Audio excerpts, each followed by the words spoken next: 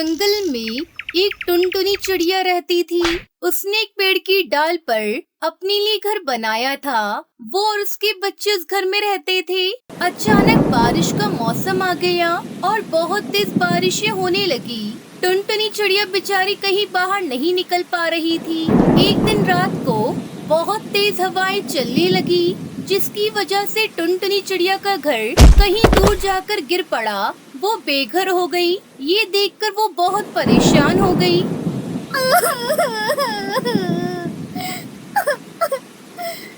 हे ऊपर वाले, ये सब क्या कर दिया? हम लोगों को बेघर कर दिया। अब हम कहाँ जाएंगे? मेरे बच्चे भी बारिश में भीग रहे हैं। अब मैं क्या करूँ? मेरी समझ में कुछ नहीं आ रहा। तू ही हमें कोई रास्ता दिखा। टुनटुनी चिड़िया उसके बच्चे बारिश में पूरी तरह से भीग चुके थे। बेचारे उस चिड़िया को कुछ समझ में नहीं आ रहा था कि वो अब क्या करे। फिर टुनटुनी चिड़िया अपने बच्चों को लेकर पास ही में रहने वाले कालू कौवे के घर गई और उसके घर का दरवाजा खटखटाया। कालू भैया, अरे ओ कालू भैया, दरवाजा खोलो। क्या तुम्हारे घर में हमारे लिए थोड़ी जगह मिलेगी? बारिश के कारण मेरा घर उड़ गया है। मेरे बच्चे बारिश में भीग रहे हैं। दरवाजा खोलो कालू भैया। तभी कालू कौवा गुस्से में अंदर से आवाज लगाकर कहता है, क्या परेशानी है तुझे? क्यों परेशान कर रही है मुझे? अगर तू भीग रही है तो मैं क्या करूँगा? कालू भैया, बारिश के रुकने तक हम तुम्हारे घर में रुकेंगे। बस तुम दरवाजा खोलो। मेरे बच्चे बहुत कांप रहे हैं। हम पर रहम करो भैया। मेरे बच्चे भी अभी अभी सोए हैं। अगर मैं दरवाजा खोल दूंगा तो ठंडी हवा की वजह से वह जाग जाएंगे। मैं दरवाजा नहीं खोल सकता। तू कहीं और जा, मेरा दिमाग खराब मत कर। इस तरह उस कालू कौवे ने जवाब दिया और दरवाजा भी उसने नहीं खोला। बेचारी टुनटुनी चिड़िया अपने बच्चों को लेकर वहाँ से बंटी कबूतर की यहाँ चली गई। बंटी भैया, अरे ओ बंटी भैया, दरवाजा खोलो। मुझ बेचारी गरीब चिड़िया की मदद करो। बाहर बहुत तेज बारिश हो रही है। मेरे बच्चे बारिश में भीग गए हैं। कृपया करके हमें घर के अंदर आने दो। बारिश बंद होते ही हम यहाँ से चले जाएंगे। ये सब सुनकर बंटी कबूतर दरवाजा खोलता है और टुनटुनी चिड़िया से कहता है, टुनटुनी चिड़िया, मैं तुम्हारी मदद जरूर करता, लेकिन कल ही बबली कबूतरी ने अंडे दिए हैं। अब हमारे घर में हमारे रहने की भी दिक्कत आ रही है, तो मैं तुम्हें और तुम्हारे बच्चों को अपने घर में रहने की इजाजत नहीं दे सकता। तुम कहीं और चली जाओ। बेचारी टुनटुनी चिड़िया सबसे मदद मांगती है, लेकिन कोई भी पक्षी उसकी मदद नहीं करता। फिर थक हार कर टुनटुनी चिड़िया बरगद के पेड़ की खोल में अपनी रात गुजारती है। फिर बारिश रुक गई। कुछ दिन गुजरने के बाद टुनटुनी चिड़िया ने अपना घोंसला फिर से बना लिया। फिर एक दिन टुनटुनी चिड़िया के घर का दरवाजा किसी ने खटखटाया। कौन है? टुनटुनी चिड़िया, मैं कालू कौवा हूँ। मेरा घर बारिश और हवा की वजह से टूट चुका है। मेरे बच्चे बारिश में भीग रहे हैं। दया करके दरवाजा खोलो। आज की रात हम तुम्हारे घर में रुकेंगे। ये बात सुनकर टुनटुनी चिड़िया दरवाजा खोल देती है और कालू कौवे से कहती है, ठीक है कालू भैया, आप अंदर आ जाओ। फिर कालू कौवा अपने बच्चों को लेकर घर के अंदर आ गया। उसने अपने बच्चों को पंख में छुपाकर सुला दिया था। कुछ दिन पहले टुनटुनी चिड़िया के साथ किया बर्ताव कालू कौवे को याद आया और वो अपने किए पर बहुत शर्मिंदा हो गया। मुझे माफ कर दो टुनटुनी चिड़िया। इसी हालत में जब तुम मेरे पास आई थी, तब मैंने तुम्हें मेरे घर में आने नहीं दिया और ना ही दरवाजा खोला था। लेकिन तुमने मेरे बच्चों को और मुझे अपने घर में जगह दी। तुम्हारा यह एहसान मैं अपनी जिंदगी में कभी नहीं भूलूंगा। कोई बात नहीं कालू भैया, जब तक आप अपना घर नहीं बना लेते तब तक यहीं रुक जाओ, क्योंकि मैं बहुत अच्छी तरह जानती हूँ कि ऐसे समय में क्या होता है। आप बिल्कुल चिंता मत करो। आप बेफिक्र होकर यहाँ पर रहो।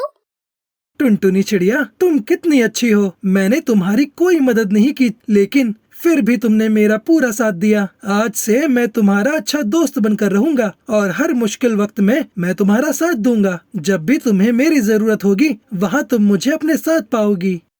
ठीक है कालू भैया, आज से हम दोनों पक्के दोस्त हैं और जो हुआ आप उसे भूल जाओ और अपनी जिंदगी में आगे बढ़ो। गलती तो सबसे होती है, बस जो अपनी गलती को मान ले वो पक्षी दिल का सच्चा और अच्छा होता है। इस तरह कालू कौआ और टुनटुनी चिड़िया एक दूसरे के बहुत अच्छे दोस्त बन गए। कालू कौए की सहायता न करने के बावजूद भी टुनटुनी चिड़िया ने कालू कौए की पूरी मदद की और अपनी अच्छाई साबित कर ली। इसलिए बच्चों, हमारी सहायता करने वाले की ही नहीं बल्कि हमारी मदद न करने वाले की भी हमें सहायता करनी चाहिए, तभी वो हमारा भी साथ देते हैं। आपको पता है, प्यार वो चीज है जो गुस्सा नफरत को भी प्यार में बदल देती है। अगर हम किसी की मदद नहीं करेंगे तो हमारी भी कोई मदद नहीं करेगा। हर कोई टुनटुनी चिड़िया के जैसा अच्छा मन वाला तो नहीं होता।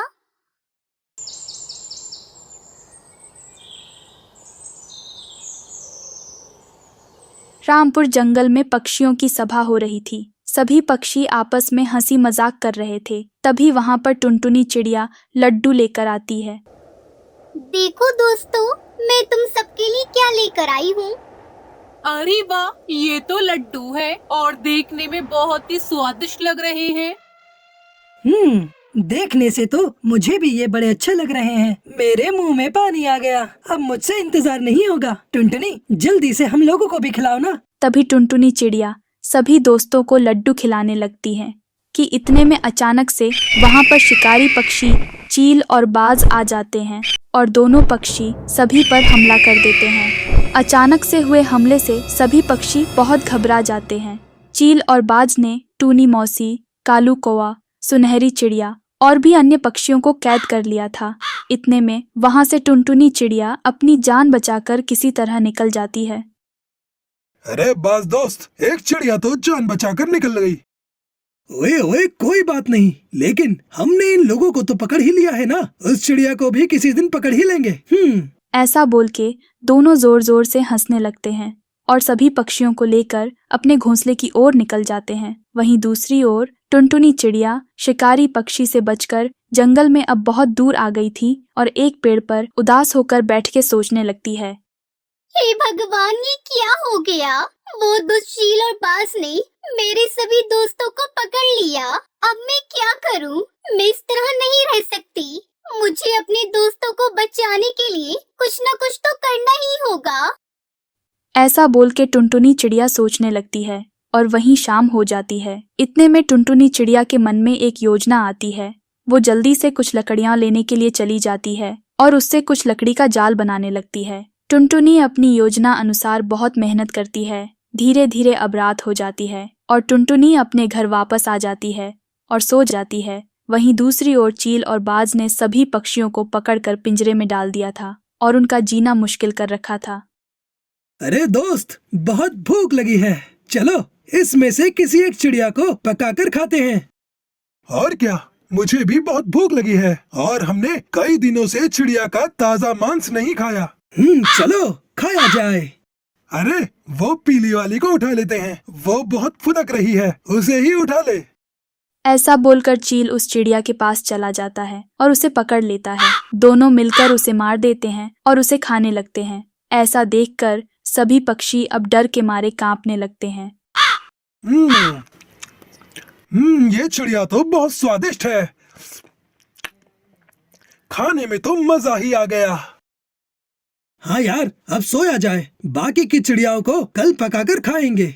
ऐसा बोल के चील और बाज सोने चले जाते हैं। वहीं कालू, कौवा, टूनी मौसी और अन्य पक्षियों की डर के मारे हालत खराब हो रही थी। धीरे धीरे अब सुबह हो जाती है। टुनटुनी चिड़िया जाग जाती है और तुरंत ही अपनी योजना के अनुसार चील के घोंसले के पास आ जाती है। वो तभी जोर से एक पत्थर को उठाकर चील के घोंसले की तरफ फेंकती है। पत्थर सीधा चील को आके लगता है और दोनों उठ जाते हैं। अरे कौन है ये जो पत्थर मार रहा है? अरे ये तो वही चिड़िया है जो हमसे बचकर भाग गई थी। चलो चलकर इसे अभी मजा चखाते हैं। ऐसा बोल के दोनों टुनटुनी को पकड़ने के लिए आ जाते हैं।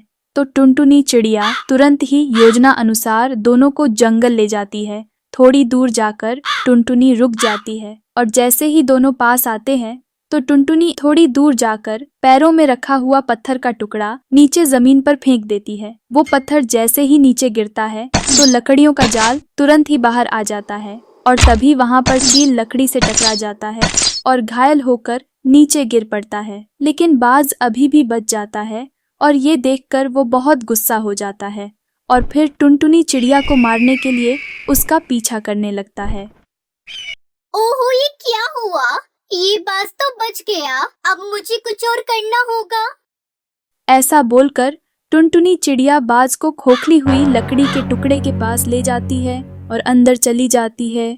टुनटुनी को देखकर उसका पीछा करते हुए बिना कुछ सोचे समझे बाज भी अंदर चला जाता है। टुनटुनी जल्दी से दूसरे छोटे द्वार से बाहर आ जाती है, जबकि बाज अपने बड़े शरीर के होने के कारण उस छोटे से द्वार से बाहर नहीं आ पाता है और वो जल्दी से पीछे मुड़ जाता है। इतने में टुनटुनी बाहर आकर लकड़ी के टुकड़े से उस द्वार को बंद कर देती है और बाज वहीं फंस जाता है। टुनटुनी की योजना सफल हो जाती है। वहीं चील और दुष्ट बाज को उसके किए की सजा मिल जाती है।